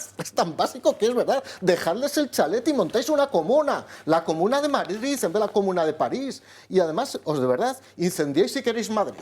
Pero lo hacéis de otra manera completamente diferente. Por lo tanto, ese discurso emotivo, que hay imágenes que de verdad... Vamos a decir las cosas claras, de verdad que también enternecen. Decir, oye, esta señora que la están sacando besar a los vecinos, no, que es doña Francisca, que ha estado toda la vida aquí. Pero es que doña Francisca no puede pagar. Lo que tenían que evitar, primero, es ese espectáculo. Porque la Comunidad de Madrid, o quien fuera, o la Comunidad de Cataluña, o la Comunidad de la Junta de Andalucía, o la Comunidad de la Junta de Castilla-La Mancha, haberle buscado una solución inmediata a esa señora. ¿Y quién es vulnerable? Pues a lo mejor podemos encontrarnos con que es vulnerable una persona que tiene un problema de drogadicción. En España, por ejemplo, para que la gente lo sepa, hay 27.000 personas que viven en la calle. Yo conocí a Richard Gere por esto precisamente, no hicimos cine juntos, desgraciadamente, para él, pero yo lo conocí porque él llevaba un movimiento precisamente para acabar con los homeless en Estados Unidos, ¿no? El drama de la vulnerabilidad en la calle es total. Como digo, de esos 27.000 que viven en la calle, muchos no quieren vivir en casas. El 90% no quieren vivir en casas. Se les proveen de recursos sociales para poder vivir y no quieren vivir. Si hacemos un cálculo aproximado, 100.000 viviendas ocupadas con unas unidades familiares en torno a 3 personas por unidad familiar, puede haber 300.000 personas viviendo ahora mismo en viviendas ocupadas, más los 27.000 que son sin hogar. Estamos hablando de casi 350.000 personas que viven en régimen de ocupación ilegal, porque es ocupación ilegal, quiera o no quiera el gobierno, es una ocupación ilegal, pero es una usurpación, o bien están viviendo en la calle. Claro que esto es un problema social, pero un problema social que no tiene que resolver el ciudadano sobre la base de un concepto de solidaridad coactiva, lo tiene que resolver las administraciones públicas. Julián. Bueno, yo en la línea de lo que acaba de comentar Mario, pues yo también me identifico con lo primero que ha dicho. Hay que ponerse en el lugar del otro. Pues muy bien, efectivamente, hay que ver las dos versiones. Pero es que en esta intervención que hemos escuchado a Rosa, lo ha dicho clarísimamente. Cuando esta señora, que no ha dicho el nombre, la persona que está como inquilina en su vivienda y no la paga desde el primer día, fue a verla, simuló, ahora ya jurídicamente, una apariencia de solvencia, ¿verdad?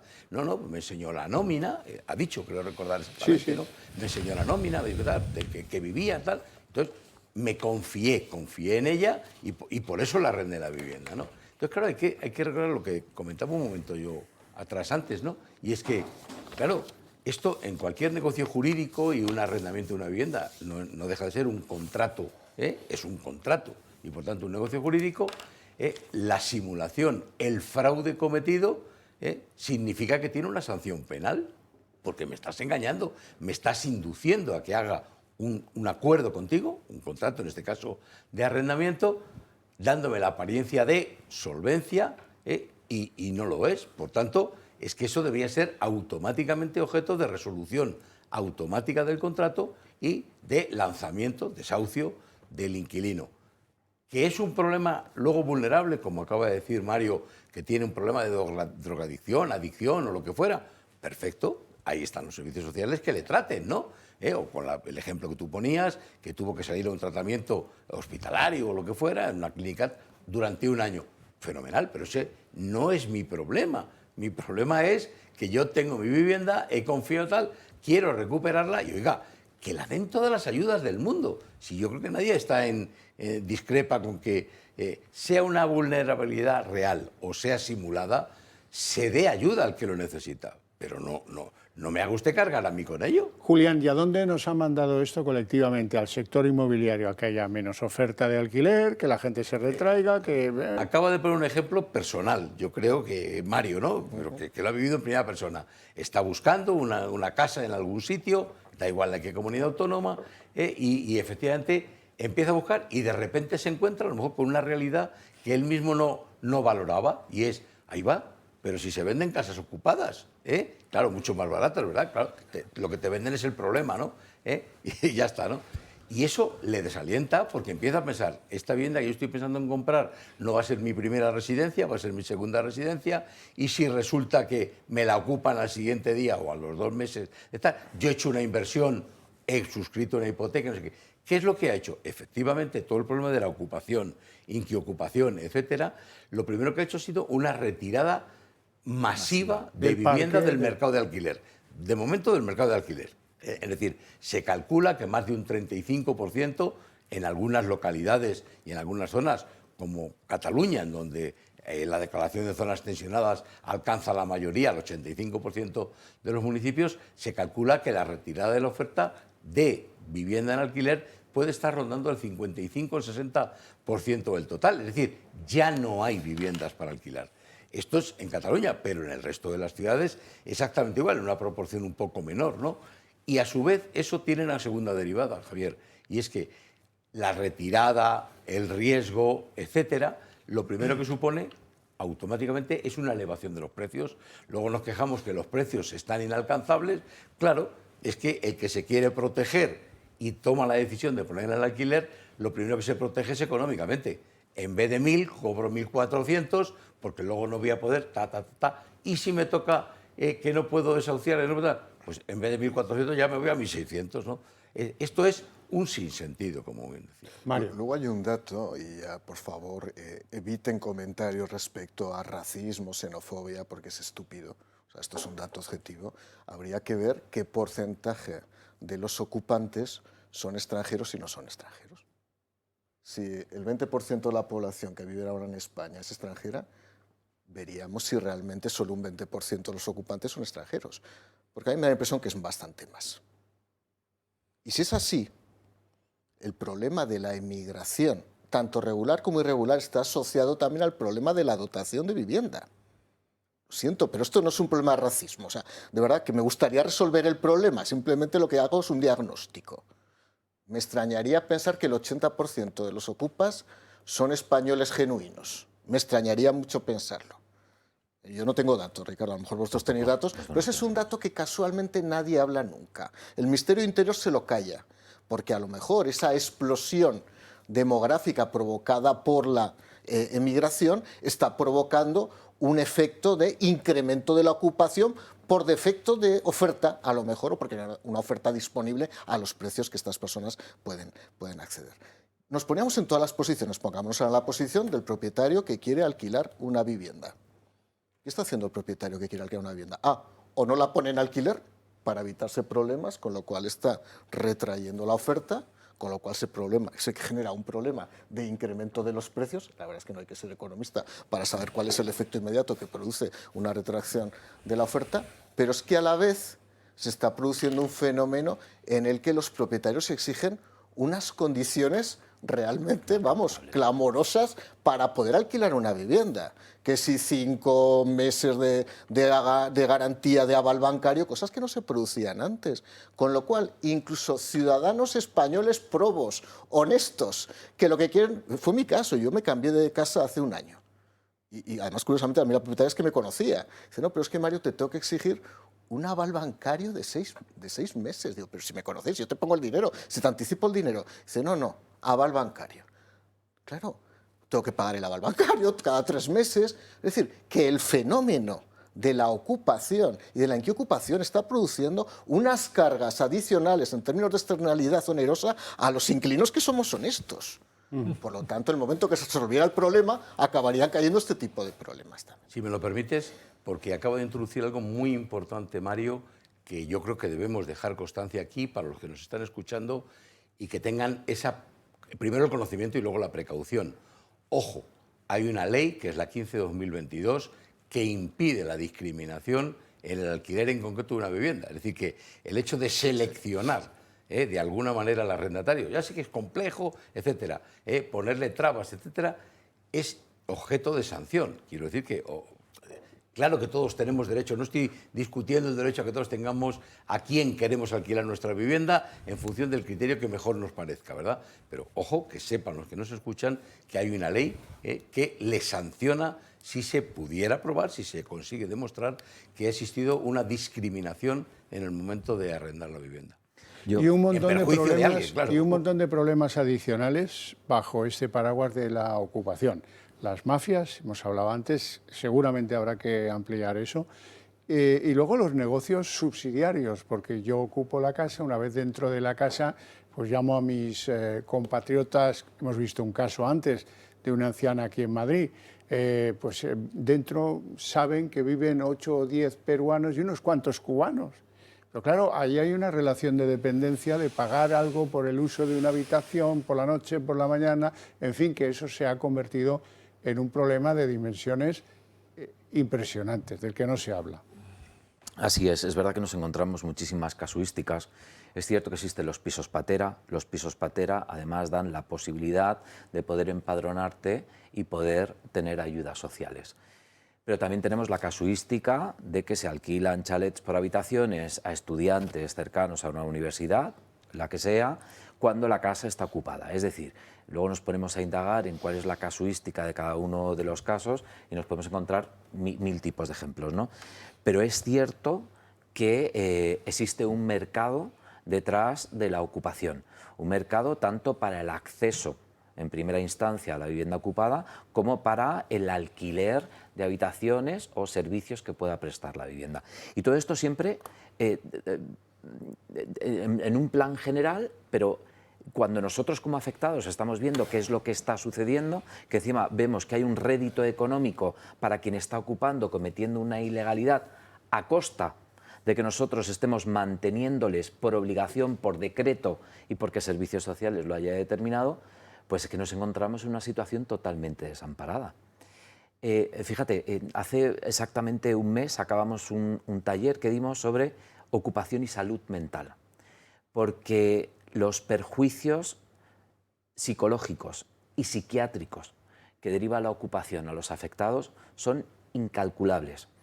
Antes de ayer una compañera nos comentaba por el grupo de WhatsApp que había tenido que ir al hospital. Bueno, pues se quedó ingresada.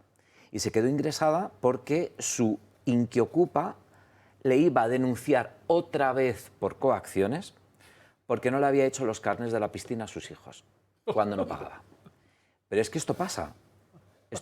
Estamos viendo como una persona a la que no le pasa absolutamente nada, ¿vale?, se puede permitir el lujo de denunciar a una propietaria económicamente hundida, psicológicamente hundida, porque no le hacen los carnés de la piscina cuando no paga. Pero esto lo está permitiendo la legislación española. Lo que vengo a decir es que detrás de la ocupación hay un colectivo que está totalmente desamparado.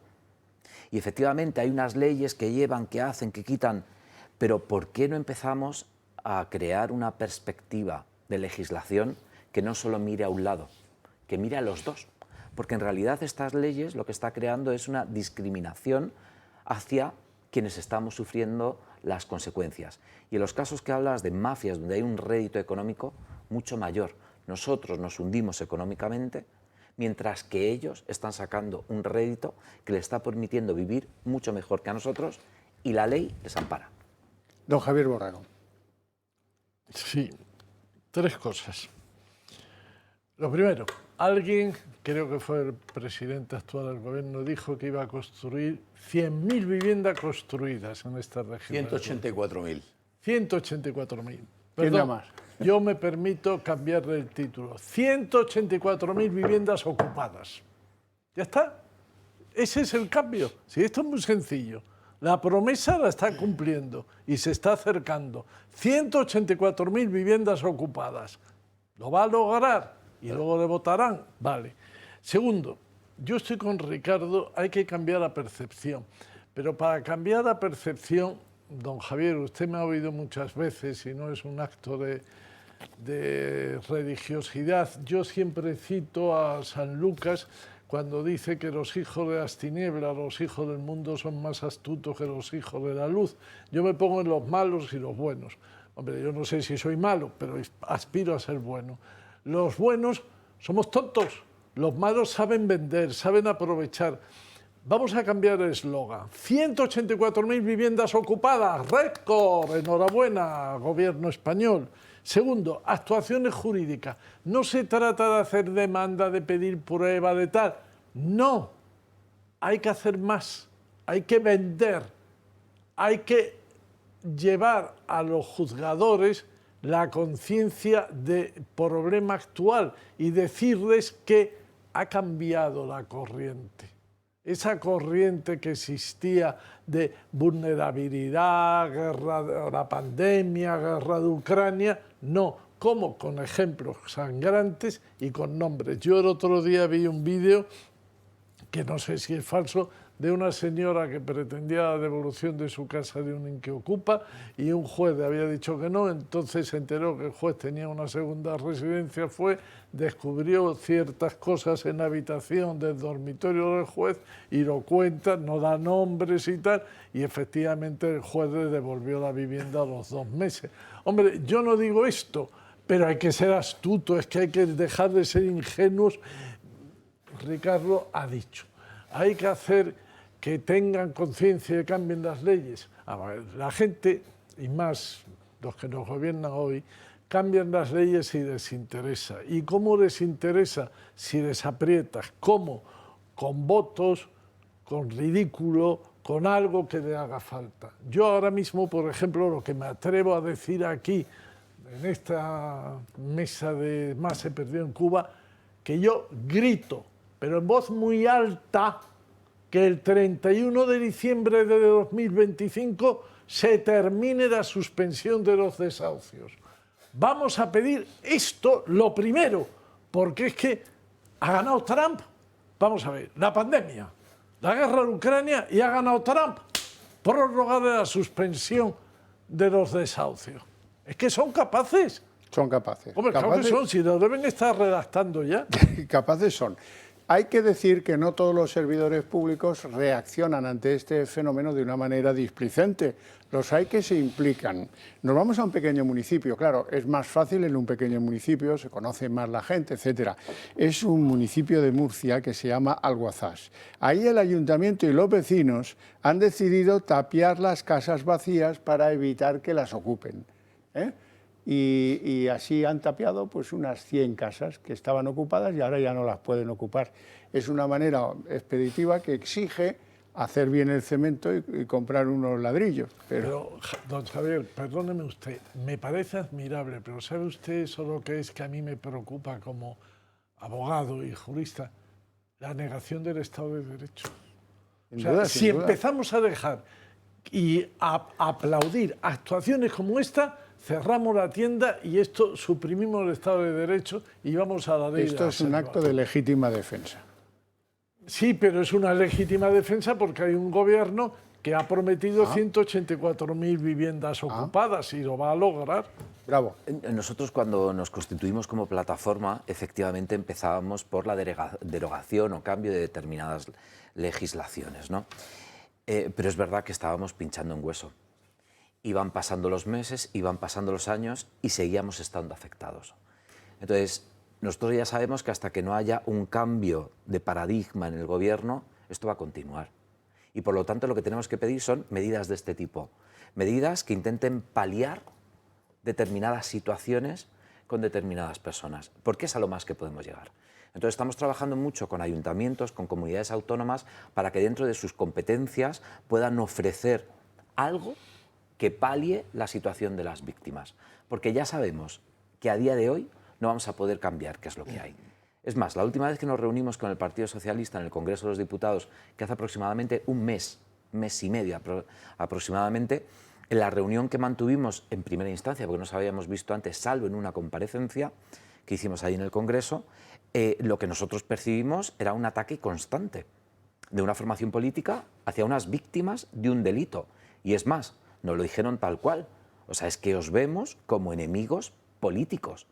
Fijaros qué distorsión. O sea, nosotros vamos como víctimas que hemos estado sufriendo durante años y seguimos sufriendo esta injusticia, y en vez de vernos como víctimas, nos ven como enemigos políticos. Entonces, el panorama es el que hay y sabemos que a día de hoy no podemos modificarlo y necesitamos este tipo de medidas. Pues este es un argumento electoral de primera que hace que se ganen muchísimos votos. Lo digo porque la derecha en esto está como a por uvas, ¿no? Con esto y algunos problemas más. Bueno, ¿Cómo? a ver, me pones cara rara. Pongo cara rara. Sí, No, sí. primero por lo de Murcia, ¿no? Porque precisamente en el lugar donde iba a comprar, que no era Murcia, precisamente, era en otra comunidad autónoma, ahora estas ventajas de Internet, pones Google Lens, entonces empiezas a volar por la calle y vi que había 4 casas tapiadas. Te aseguro que el potencial comprador cuando ve eso no compra. Obviamente. Porque es normal. O sea, esto es lo que está produciendo este fenómeno, que la gente no compre. Y estamos hablando de demanda ya de adquisición, Sí, de compra-venta, claro. no estamos hablando de demanda alquiler. Pero no te escondas de la No, mala no, cara. oye, no, si ya sabes que ¿Eh? no me escondo de nada, el coste que tiene hablar de cualquier cosa, ¿no? En segundo lugar, también un tema importante. Bueno, yo creo que tanto Vox como el PP han apostado y han presentado, y sabe, Ricardo lo sabe, y con Ricardo ya hablaba cuando estaba en el Congreso, alguna vez hablamos, hemos presentado diferentes iniciativas. Es verdad que Programa al PP electoral en mano. Es verdad que al PP le ha costado un poco más llegar, sobre todo en el tema de la inquiocupación, y tú sabes que yo me partía la cara y había muchas resistencias porque había una parte, no sé si socialdemócrata, una cosa extraña que venía de cuando yo era subsecretario, y en aquella época hablábamos de la pandemia, hablamos de Ucrania, pero esto viene de la primera crisis. 2008. Viene la crisis del 2008, cuando se aprobó un decreto ley por el gobierno del Partido Popular en el que se impide el desahucio inmediato en el caso del pago de alquiler.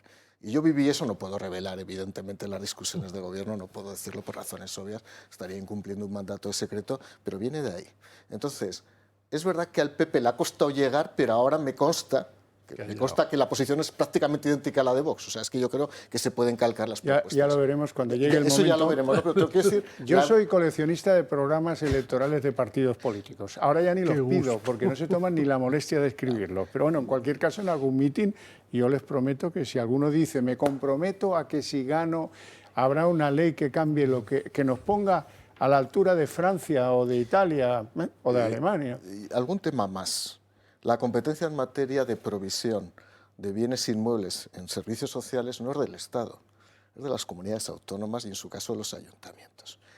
El tonto de Sánchez se puso el primero en la manifestación, pero hay que ser muy tonto, para intentar resolver el problema diciendo que yo voy a proveer no sé cuántas viviendas sociales, fundamentalmente a través de la operación Campamento, operación que ya empieza a ser como el mito, en fin, del pájaro Chowi. O sea, realmente no se sabe cuándo ni en qué manera se va a hacer, ¿no? Pero el fracaso, si realmente ha habido un fracaso durante 40 años, ha sido las comunidades autónomas. El Estado tiene capacidad para regular, para modificar el Código Penal, para modificar las leyes civiles, para modificar las condiciones de desahucio en el caso de impago de las rentas, pero la provisión de bienes inmuebles la tienen los servicios sociales de las comunidades autónomas, que ha sido un fracaso estrepitoso durante 40 años. Y hay que decir las cosas como son. Por lo tanto, lo digo de cara, y lo sabéis muy bien, Ricardo, a cara a colocar las competencias de cada uno. Otra cosa, ya digo, que el tonto de Sánchez, que piensa que es una especie de Robin Hood, se coloca ahí diciendo voy a construir vivienda social. Yo cuando lo digo, digo, este chico, además que es tonto, que encima se compromete a lo que no puede. Pues bueno, como aquí da igual, absolutamente igual.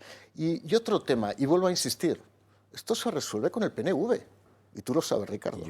Bastaría con que el PNV, que insisto, que era un partido conservador, defensor de la propiedad hasta los bastiones de la raíz vasca, apoyara las propuestas del Partido Popular y de Vox, que son prácticamente idénticas ahora mismo, y lo sabes, para que esto... Yo lo único que pido es a todos los ocupas del mundo que os vayáis a la sede del Athletic de Bilbao, que os vayáis ahora mismo al Euskadi Buru Batzar, que os vayáis a Anoeta, y que os pongáis ahí, que es que os están esperando con los brazos abiertos, porque la solidaridad vasca ahora admite esto.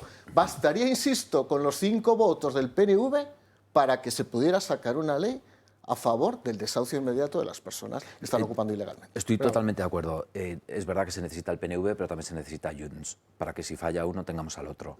Pero Ricardo, bastaría con uno y que no votara. Eso es, pero que no se nos olvide también Junts, que está un poco más alineado en la línea de la ocupación. Ricardo, Y tanto es así que tienen en trámite una ley antiocupación. Sabemos que se aprobó una en febrero del año 2024 en el Senado, que llegó al Congreso y que está paralizada. Es decir, lleva desde febrero de 2024 paralizada para que no se hable de ocupación en el Congreso de los Diputados. Bien, pues este año, tras las negociaciones de la aprobación del decreto que pasó a ser minibús, Junts se comprometió a hacer una ley antiocupación para llevarla al Congreso y esta se ha admitido. Es verdad que tiene distinto cariz a la del Partido Popular, uno habla de penas de cárcel, otro no, pero bueno, sea como sea, ya es una ley que se va a discutir en el Congreso. Si bien es cierto que nos queda el telón de Aquiles, el talón de Aquiles, que sería la inquiocupación. Ni la ley del Partido Popular ni la de Junts habla sobre inquiocupación. Pero esto sería muy fácil. Día 31 de diciembre no se prorroga y lo que hacemos es exclusivamente derivar las responsabilidades de esas familias vulnerables a las administraciones públicas. Se acabó el problema. Por lo tanto, hay un panorama fácil para llegar a acabar con esto. No te hagas muchas esperanzas porque se prorrogará el 31 de diciembre de 2025. De hecho, conocemos que hubo una posición ya de Podemos que pretendía que la ampliación fuera hasta 2028, 31 de diciembre de 2028. Por tanto, hay que pensar que si no cambian las circunstancias, y no preveo que vayan a cambiar, cuando llegue el 31 de diciembre se volverá a prorrogar. 6 meses, un año, no lo sé, pero se volverá a prorrogar, me parece, me temo, ¿no? Y el presidente del Gobierno saldrá en alguna de sus alocuciones y os dirá, ni tan mal, que es lo que ahora le gusta decir, para parecer como más juvenil, ¿no? Y más irrespetuoso para con la lengua española, ¿qué queréis que os diga? Bueno, estamos al filo del final del programa. Permitidme que os recuerde que si queréis que nuestras ideas prosperen, esas que compartimos ustedes y nosotros, sería bueno que pensarais en apoyar a esta casa que tiene la voluntad de ser la correa de transmisión de esas ideas.